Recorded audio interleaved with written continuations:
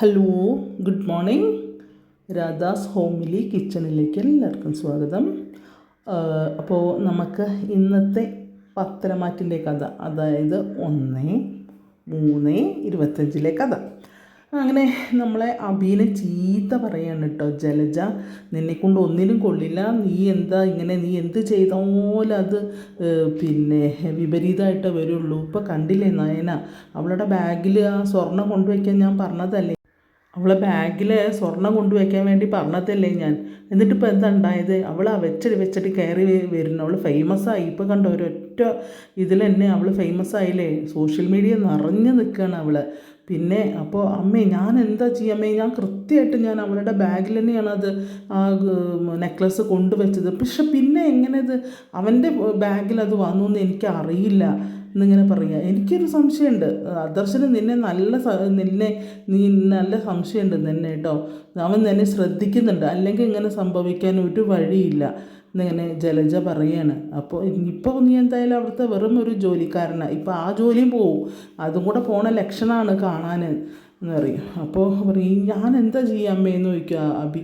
ഇപ്പം തന്നെ കണ്ടില്ലേ, കോടികളാണ് പരസ്യത്തിന് വേണ്ടി മാത്രം അവർ ചിലവാക്കുന്നത്, കോടികളാണ്. ഇപ്പോൾ ഇനി ഫ്ലക്സ് വരാൻ പോകും, നിറയെ ഫ്ലക്സുകൾ വരും.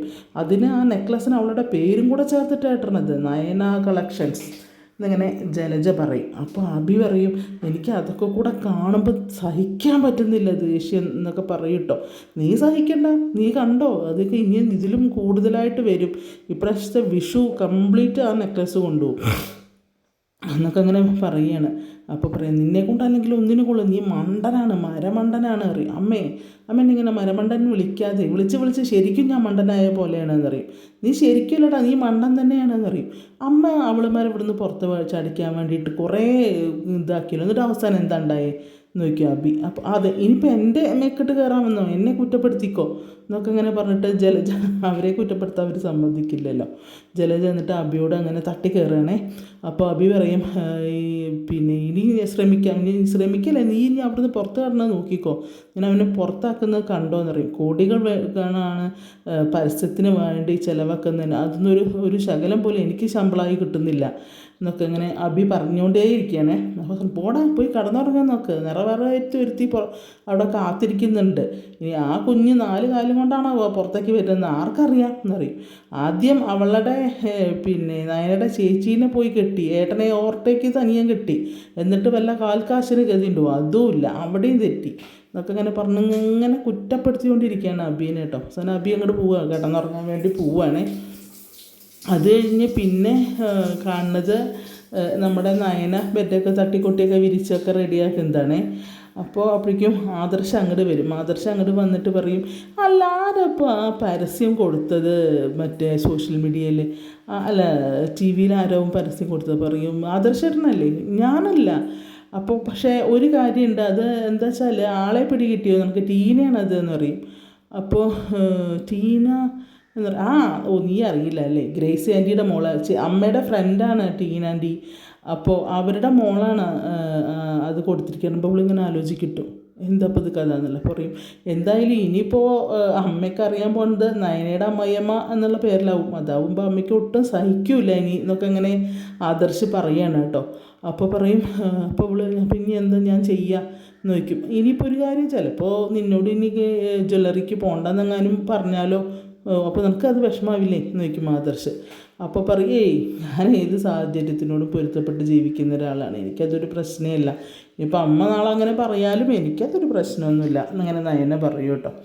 അപ്പോൾ പറയും, എന്തായാലും ഇനിയിപ്പോൾ നമുക്ക് നോക്കാം, എന്താ വരുന്നത് അതുപോലെ ചെയ്യാം, നീ ഇവിടെ ഇരിക്കുക എന്ന് പറഞ്ഞിട്ട് അങ്ങനെ ഇരുന്നിട്ട് അവളുടെ നെറ്റിയിലൊരു ഉമ്മ കൊടുക്കുകയാണ്. എല്ലാവരും പ്രശംസിക്കുമ്പോൾ എൻ്റെ ഭാര്യയ്ക്ക് ഞാൻ എന്തെങ്കിലും ഒന്ന് ചെയ്യണ്ടേ എന്ന് പറഞ്ഞിട്ട് പിന്നെ അവരുടേതായ കുറച്ച് സന്തോഷകരമായ നിമിഷങ്ങളാണ് കാണുന്നത് കേട്ടോ. പിന്നെ വ്യത്യാസം രാവിലെ നമ്മൾ നന്ദുവിൻ്റെ കൂടെ ട്രെയിനിങ്ങിന് പോണ ആ പയ്യനാണ് തോന്നുന്നു. രണ്ടുപേരും ഇങ്ങനെ നടന്ന് വരികയാണ്. നടന്നു വരുമ്പോൾ പറയും, മറ്റേ ഇപ്പോൾ ഒരുവിധ ആളുകളൊക്കെ നടക്കാനും ഓടാനൊക്കെ മടിയാണ്. ഇപ്പോൾ ട്രെയിനിങ് ക്യാമ്പിലൊക്കെ പോയി കഴിഞ്ഞാൽ താൻ തൻ്റെ ഈ ഇതൊന്നും മുടക്കാത്തതുകൊണ്ട് താൻ പുലിയാവും അവിടുത്തെ എന്നിങ്ങനെ അയാൾ മറ്റേ നന്ദുവിനോട് ഇങ്ങനെ പറയുക. താനൊന്നും പിന്നെ മുടക്കുന്നില്ലല്ലോ, ട്രെയിനിങ് ഓടാനും എക്സസൈസ് ചെയ്യാനും കാര്യങ്ങൾക്കൊന്നും താൻ മുടക്കം വരാത്തതുകൊണ്ട് താനാവും അവിടുത്തെ പുലി എന്നൊക്കെ പറയും. പിന്നെ അത് കഴിഞ്ഞിട്ട് അനിയുടെയും നന്ദുവിൻ്റെയും കാര്യങ്ങൾ ഇങ്ങനെ സംസാരിക്കുകയാണ്. അപ്പോൾ സോറി, അനിയുടെയും അനാമികയുടെയും, നന്ദു അല്ല അനാമിക. അപ്പോൾ ഇങ്ങനെ പറയും, പിന്നെ അവനെ തേച്ചിട്ട് പോവും, പിന്നെ അവളൊന്നും അവൻ്റെ കൂടെ നിൽക്കില്ല, കാരണം അവർ തമ്മിൽ ഇപ്പോഴും നല്ല അകലത്തിൽ തന്നെയാണ് കഴിയണത് പറയും. അപ്പം നന്ദു പറയും, തനിക്കെങ്ങനെ അറിയാം, അവൻ പറഞ്ഞോന്ന് ചോദിക്കും. അവൻ പറഞ്ഞിട്ടല്ലാണ്ട് ഞാനിങ്ങനെ ഇതൊക്കെ അറിയുന്നത്, അവൻ പറഞ്ഞതാണ് എന്ന് പറയും. അപ്പോൾ പറയും, അത് കഴിഞ്ഞ് കഴിഞ്ഞാൽ നിനക്ക് വേണമെങ്കിൽ അവൻ്റെ ജീവിതത്തിലേക്ക് പോവാം, ഇങ്ങനെ ചെല്ലാന്ന് പറയുകയാണ് അയാൾ നന്ദുവിനോട്. നിനക്ക് വേറൊന്നും സംസാരിക്കില്ല, നീ ഇങ്ങോട്ട് നടക്കുക എന്ന് പറഞ്ഞിട്ട് ഇങ്ങനെ നടന്നു പോകുമ്പോൾ കാണാം ഇവള് ഈ മറ്റേ എന്താ പറയുക, സൈബർ സെല്ലിൽ വർക്ക് ചെയ്യണ ഒരു പെൺകുട്ടി ഉണ്ടല്ലോ, അതിനോട് പറഞ്ഞിട്ടുണ്ടാവുമല്ലോ സിമ്പിൾ ആരുടെയാണെന്ന് അറിയാൻ.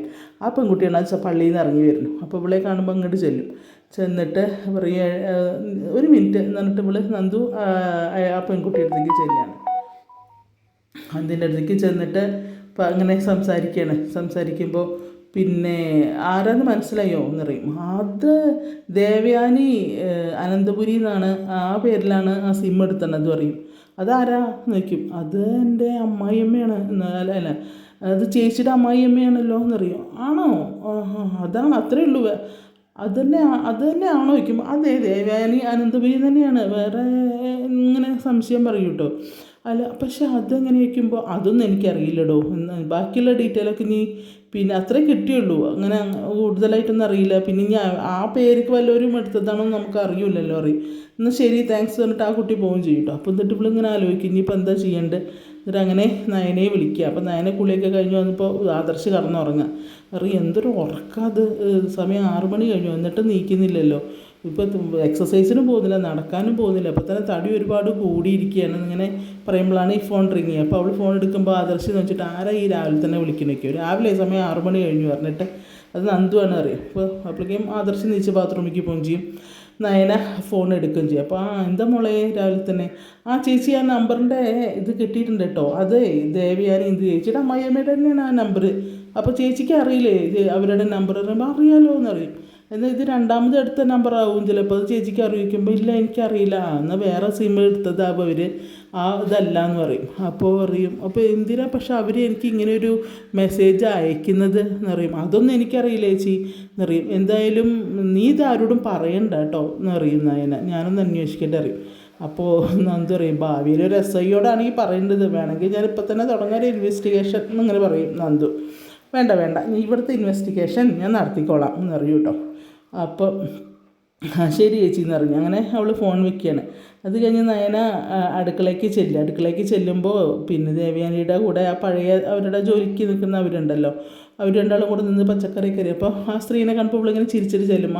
വന്നോ നിൽക്കും. നീ എന്തിനാ അപ്പം ഇങ്ങോട്ട് വന്നത് നിൽക്കും ദേവയാനി. അപ്പോൾ ഒന്നുമില്ലമ്മേ വെറുതെ ഞാൻ ചേച്ചിയോട്, നീ എന്തിനാ ചിരിച്ചേ നിൽക്കും. അപ്പോൾ ഞാൻ ചേച്ചിയെ കണ്ടിട്ട് ചേച്ചി എപ്പോഴാണ് വന്ന് നിൽക്കും. എൻ്റെ പ്രശ്നങ്ങളെല്ലാം തീർന്നു മോളെ, ഭർത്താവിൻ്റെ അസുഖമൊക്കെ മാറി, പിന്നെ എന്താ വെച്ചാൽ മാസം കൃത്യമായിട്ട് ശമ്പളം ജോലിക്ക് വന്നില്ലെങ്കിൽ ഇവിടുന്ന് തരുമായിരുന്നു, അതുകൊണ്ട് കാര്യങ്ങളൊക്കെ ഭംഗിയായി നടന്നു എന്നൊക്കെ പറയും. അപ്പോൾ പറയും, അതുകൊണ്ട് പക്ഷെ ഞങ്ങൾക്ക് എന്താ ഉപകാരം ഉണ്ടായത് നോക്കും ദേവയാനി, ഞങ്ങൾക്കൊന്നും നീ ചെയ്തു തരുന്നില്ലല്ലോ, ഇനിയിപ്പോൾ നീ വെറുതെ ഇരിക്കണമെങ്കിലും ഒന്നും ഇങ്ങോട്ട് വരുന്നില്ലല്ലോ എന്നൊക്കെ പറയും. അപ്പോൾ ഞാൻ എന്തെങ്കിലും സഹായിക്കണോ? വേണ്ട നിൻ്റെ ഒരു സഹായം വേണ്ട, നീ ഇവിടുന്ന് പൊയ്ക്കോ, അല്ലെങ്കിൽ എനിക്ക് പേടിയാണ്, ഇങ്ങനെ അടുക്കളയിലേക്ക് ആരെങ്കിലും കയറുന്നത് പേടിയാണ് എന്നൊക്കെ പറയും. അപ്പോൾ ആ സ്ത്രീ പറയും, അല്ല നയന കുഞ്ഞ് പറയും, പാവമായിട്ടെന്താ നിനക്കെന്താ അതിന് എന്നൊക്കെ ചോദിക്കുകയാണേ അതിനോട്. അപ്പോൾ പറയും, നീ പോയിക്കോ, നീ എന്തിനിപ്പോൾ ഇങ്ങോട്ട് വന്നേ എന്ന് ചോദിക്കും. അല്ലമ്മേ ഞാൻ ഞാനെന്തെങ്കിലും ഒന്നും വേണ്ട നീ പോയിക്കോ എന്നറിയും. അപ്പോൾ ആ സ്ത്രീ പറയും, ഞാൻ ഇവിടെ വന്നപ്പോൾ ആദ്യം ഒന്ന് ഞെട്ടി, ചേച്ചീനെ ഇവിടെ കണ്ടപ്പോൾ ജലജ ചേച്ചി ജാനകി ചേച്ചിയൊക്കെ എന്തെങ്കിലും സഹായിക്കുന്നു, ആദ്യമൊക്കെ ചേച്ചി വരുമായിരുന്നു, ഇപ്പോൾ പിന്നെ ചേച്ചിയെ ഫുൾ ടൈം അടുക്കളയിൽ നിന്നിട്ടിപ്പോൾ എനിക്ക് തന്നെ അത്ഭുതമായി എന്നൊക്കെ പറയും. വൈക്ക് രുചിയായിട്ട് വല്ലതൊക്കെ തിന്നണമെങ്കിൽ അവനെ തന്നെ വെച്ചുണ്ടാക്കണമല്ലോ, ഇപ്പോൾ ഇനിയിപ്പോൾ പാല് കുടിച്ചതാണ് മരണത്തിൽ നിന്ന് ഞാൻ രക്ഷപ്പെട്ടു പോകുന്നത്, അല്ലെങ്കിൽ ഇപ്പോൾ ഞാൻ മരിച്ചിരുന്നു, അതിലൊക്കെ എന്തൊക്കെയാണ് കലക്കി വെച്ചിട്ട് എന്നൊക്കെ ഇങ്ങനെ പറയും. അപ്പോൾ അവളുടെ മുഖം പെട്ടെന്ന് പാടും കേട്ടോ. അപ്പോൾ ദേവയാനി ഇങ്ങനെ നോക്കും. അപ്പോൾ നീ പോയിക്കോ എന്നറിയും. എന്നിട്ട് അങ്ങനെ എന്നാൽ ശരി ചേച്ചി എന്ന് പറഞ്ഞിട്ട് നയനെ അങ്ങോട്ട് പോയി. പക്ഷേ നയനെ ചിരിച്ചിട്ടാണ് പോവുക. നയനയ്ക്ക് മനസ്സിലായി ഇവരുടെ വെറും അഭിനയമാണെന്ന് മനസ്സിലായി. കാരണം ഇവളിങ്ങനെ നോക്കുമ്പോഴൊക്കെ ഇവരിങ്ങനെ ചിരിക്കുകയാണ്. അപ്പോൾ ഇവളങ്ങനെ തിരിഞ്ഞു പോകുമ്പോൾ ഇവരിങ്ങനെ നോക്കി നിന്ന് ഇങ്ങനെ ചിരിക്കും ഇവൾ പോണത് നോക്കിയിട്ട്. അപ്പോൾ ആ സ്ത്രീ ഇവരെ നോക്കിയിട്ട് അറിയാം, അതൊരു പാവം കുട്ടിയാണ്, എന്നിങ്ങനെ പറയും. അതിനെന്താ പാവായാലേ എന്നിങ്ങനെ ചോദിക്കുക അവരോട്. നീ നിന്റെ ജോലി നോക്ക് എന്നൊക്കെ പറയും കേട്ടോ. അത് കഴിഞ്ഞിട്ട് നമ്മളെ നയന ഇങ്ങനെ മോളിൽ പോയി നിന്നിട്ട് ഇങ്ങനെ ബാൽക്കണീൻ്റെ അവിടെ പോയി നിന്നിട്ട് ഇങ്ങനെ ആലോചിക്കും, ഇതിലേ എൻ്റെ അമ്മായിയമ്മയുടെ കള്ളത്തിലൊന്ന് പൊളിച്ചെടുക്കണം. ഉള്ളിൽ സ്നേഹം വെച്ചിട്ടാണ് ഇവർ ഈ പുറമേ ഈ അഭിനയിക്കുന്നത്. എങ്ങനെ ഒന്ന് പൊളിച്ചെടുക്കണ്ടേ, അത് ഞാൻ തന്നെ ഈ പൂച്ച് പുറത്ത് ചാടിക്കും, ഇതിങ്ങനെ വിട്ടാൽ പറ്റില്ല എന്നിങ്ങനെ പറയുകയാണ് കേട്ടോ. അപ്പോൾ അത് കഴിഞ്ഞിട്ട് പിന്നെ എന്ത് ചെയ്യും, ഇവളിങ്ങനെ ആലോചിക്കും, ഇതെന്തായാലും ഇതൊന്ന് കണ്ടുപിടിച്ചേ പറ്റുള്ളൂ, അമ്മ വെറും അഭിനയമാണെങ്കിൽ ഇതൊന്ന് കണ്ടുപിടിച്ചേ പറ്റുള്ളൂ എന്നിങ്ങനെ ആലോചിക്കുകയാണ്. അപ്പോൾ അത് കഴിഞ്ഞ് പിന്നെ ആദർശ് ഒക്കെ പോകാൻ വേണ്ടിയൊക്കെ ബാഗൊക്കെ റെഡി ആക്കുമ്പോൾ അവൾ അങ്ങോട്ട് ചെല്ലുമ്പോൾ പിന്നെ ആദർശേട്ടൻ പോകാൻ റെഡി ആയിക്കുമ്പോൾ പിന്നെ പോകണ്ടേന്ന് പറയും. അപ്പോൾ ഞാൻ വരുന്നില്ല, എനിക്ക് നല്ല സുഖമില്ല, തലവേദനയ്ക്കുണ്ടോ, എന്നാൽ നമുക്ക് ഡോക്ടറെ കാണണമെന്ന് നോക്കും. വേണ്ട, ഇന്ന് റെസ്റ്റ് എടുത്താൽ മാറും, എന്നാൽ ഞാൻ പോകണില്ല എന്ന് പറയും. അയ്യോ അത് വേണ്ട, പോകാതിരിക്കണ്ട, പോയിക്കോളൂ എന്ന് പറയും. ഞാനൊന്ന് റെസ്റ്റ് എടുക്കണം, ഞാനില്ല അറിയും. എന്നാൽ നീ ഇവിടെ കിടക്ക് എന്ന് പറയും. എന്നിട്ട് അവളവിടെ അങ്ങനെ കിടക്കും. ഇപ്പോൾ തൊട്ട് നോക്കുമ്പോൾ പറയും, തലവേദനയ്ക്ക് നമുക്ക് ഡോക്ടറെ അടുത്ത് പോകാൻ അതിനെന്ന് പറയുമ്പോൾ വേണ്ട ആദർശേട്ടൻ പോയിക്കോളൂ, ചായ ഞാൻ താഴ്ന്ന് കുടിച്ചോളാം എന്ന് പറയും. അങ്ങനെ അവൾ അവിടെ കിടന്നിട്ട് ഇങ്ങോട്ട് പോകുമ്പോഴേക്കും ദേവയാനി ചായയും കൊണ്ട് ഇങ്ങോട്ട് വരികയാവും. എവിടെ തമ്പുരാട്ടി എവിടെ, ഇനിയിപ്പോൾ ഞാൻ അങ്ങോട്ട് കൊടുത്തു കൊടുക്കണോ ചായ എന്ന് വയ്ക്കും. വേറെ ചായ കൊടുത്തിട്ട് അപ്പോൾ വേണ്ട എന്തിനാ അമ്മ അങ്ങനെയൊക്കെ പറയുന്നത്, അമ്മ സാധാരണ അമ്മയ്ക്ക് വയ്യാണ്ട് അടക്കണമെങ്കിൽ അവളല്ലേ ചായ എടുത്ത് കൊടുത്ത് തരുന്നത്, അവൾക്ക് വേണമെങ്കിൽ അവൾ താഴെ പോയി കുടിച്ചു കൊടുക്കും, പ്രശ്നമൊന്നുമില്ല എന്നൊക്കെ പറയും. അല്ല ഇനിയിപ്പോൾ അതിൻ്റെ മുകളിൽ ഇനിയിപ്പോൾ അവൾ ഇവിടുന്ന് ഇറങ്ങിപ്പോകുന്നു വേണ്ട, അവളെവിടെ നോക്കും. അവൾക്ക് വയ്യ അമ്മേ, കിടക്കുകയാണ്, തലവേദനിക്കണം. അതെന്താ അത്ര പെട്ടെന്നൊരു തലവേദന, അപ്പോൾ അറിയില്ല അമ്മേ, തലവേദനിക്കുക എന്നാണ് പറയുന്നത് എന്നറിയും. അപ്പോൾ ഓരോരോ കാരണങ്ങൾ കണ്ടുപിടിക്കല്ലേ. ഇനിയിപ്പോൾ നീ ഹോസ്പിറ്റലിൽ കൊണ്ടുപോകാമെന്ന് പറയാമായിരുന്നില്ലേ, അല്ലെങ്കിൽ ഇനിയിപ്പോൾ നീ ലീവ് എടുത്തിരുന്നാൽ വെറുതെ ഇതാവില്ലേ എന്നൊക്കെ ചോദിക്കും. അല്ല ഞാനിപ്പോൾ അമ്മ ഹോസ്പിറ്റലിൽ കിടന്ന സമയത്തും ഞാൻ ലീവ് എടുത്തിരുന്നിട്ടും അവിടുത്തെ കാര്യങ്ങളൊക്കെ നടന്നിരുന്നല്ലോ എന്ന് പറയും ആദർശ്. അതുപോലെയാണോ ഇപ്പോൾ, എന്തായാലും ശരി നീ പോകാൻ നോക്ക് എന്നറിയും. ഒരു മസാല ചായ കുടിച്ചാൽ മാറാവുന്നതേ ഉള്ളൂ എന്നറിയും. അപ്പോൾ ആദർശ് വരുന്നത് ഞാൻ ഉണ്ടാക്കാം. വേണ്ട നീയൊന്നും കയറൊന്നും വേണ്ട, ഞാൻ തന്നെ ഉണ്ടാക്കി കൊടുക്കാം, ഇനിയിപ്പോൾ അതിനൊരു പ്രശ്നം വേണ്ട എന്ന് പറയുകയാണ്. എന്നിട്ട് കപ്പ അവിടെ കൊടുത്തിട്ട് ദേവിയേനെ ഇങ്ങനെ താഴത്തേക്ക് ഇറങ്ങിപ്പോരുകയാണ്.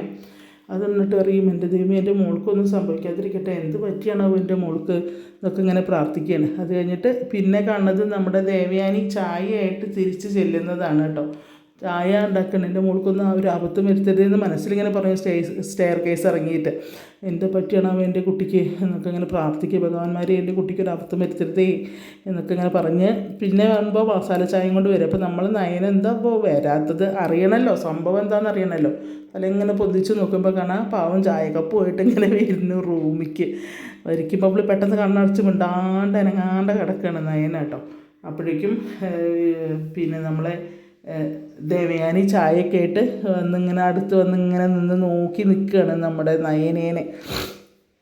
അതാണ് ഇന്നത്തെ പത്രമാറ്റിൻ്റെ സീൻ ലാസ്റ്റ്. അപ്പോൾ നയനയ്ക്ക് ഏതാണ്ട് ബോധ്യമായിട്ടുണ്ട്, അമ്മയമ്മയുടെ ഉള്ളിൽ ഒരുപാട് സ്നേഹമുണ്ട്, അഭിനയമാണ് എന്നൊക്കെ ഇപ്പോൾ മനസ്സിലായിട്ടുണ്ട്. മറ്റേ ഗൗരവം കാണിക്കുന്നവർ അഭിനയമെന്ന് മനസ്സിലായിരുന്നു. ആ പൂച്ചൊന്ന് പുറത്തടിക്കാൻ വേണ്ടിയിട്ടുള്ള കളിയാണിത്. അപ്പോൾ എന്തായാലും ഇന്നത്തെ പത്രമാറ്റ് ആരും മിസ് ചെയ്യണ്ട, എല്ലാവരും കാണുക. അതേപോലെ എൻ്റെ രാധാസോമിലി കിച്ചൺ പിന്നെ എന്താ പറയുക, സബ്സ്ക്രൈബ് ചെയ്യാത്തവരാണെങ്കിൽ ഒന്ന് സബ്സ്ക്രൈബ് ചെയ്തിട്ട് ബെല്ലൈക്കണൊക്കെ അമർത്തി ഒരു ലൈക്കൊക്കെ തരിക. എൻ്റെ കഥ ഇഷ്ടപ്പെടുകയാണെങ്കിൽ തീർച്ചയായിട്ടും നിങ്ങളുടെ നല്ല അഭിപ്രായങ്ങൾ കമൻറ്റായി പറയുക.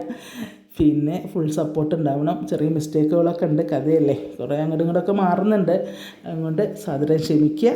പിന്നെ നിങ്ങളുടെ കട്ട സപ്പോർട്ട് ഉണ്ടാവണം. Thank you. എല്ലാവർക്കും നല്ലൊരു ദിവസം ആശംസിക്കുന്നു. എല്ലാവരുടെയും നല്ല നല്ല ആഗ്രഹങ്ങളും സ്വപ്നങ്ങളൊക്കെ സഫലമാവട്ടെ. അങ്ങനെ എല്ലാവർക്കും നല്ലത് മാത്രം വരട്ടെ. എല്ലാവരും നല്ല ആയുരാരോഗ്യ സൗഖ്യത്തോടു കൂടി ഇരിക്കട്ടെ. Thank you.